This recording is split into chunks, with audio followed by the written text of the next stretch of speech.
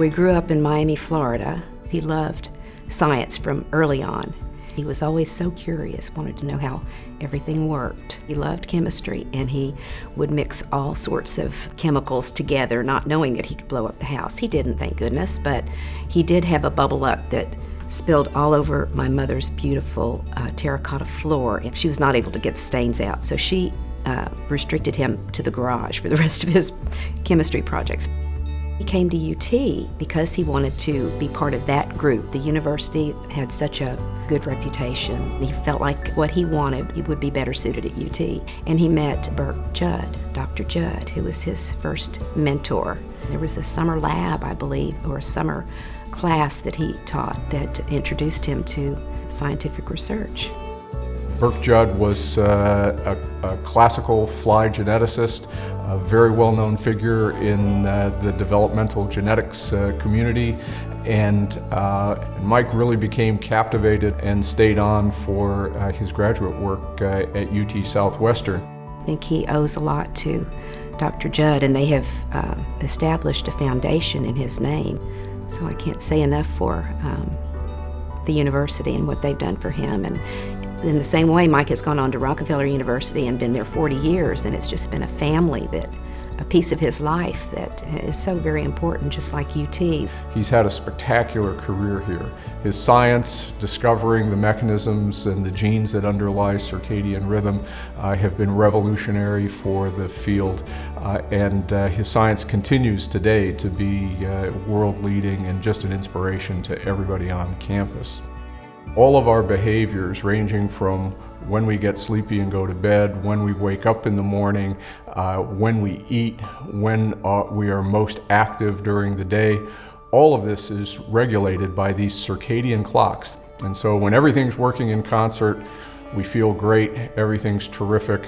When they don't work in concert, it's like having an orchestra where everybody's playing their own instrument and their own pace and their own rhythms, and it doesn't work very well.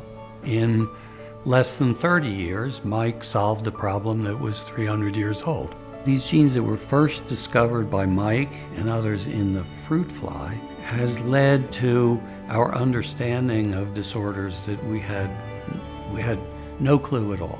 We now have a much better understanding of circadian rhythms and how, when they go wrong, we get abnormalities not just in our sleep but in our metabolism, and these have very important implications for global human health.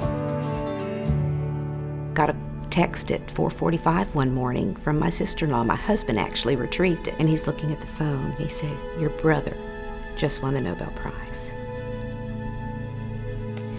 And I just couldn't believe it. First thing I thought of was my parents would be just so proud, so proud. It was about 5 in the morning. I see the Nobel Prize announcement coming live feed from Stockholm, and holy smokes, Mike Young has won the Nobel Prize. Incredible. I'm so excited. I know that the day is going to be busy. We're going to have to organize a press conference. I run out of the house and come in the gate past the guard at the Rockefeller, who runs out and says, "Did you hear the news? Mike won the Nobel Prize."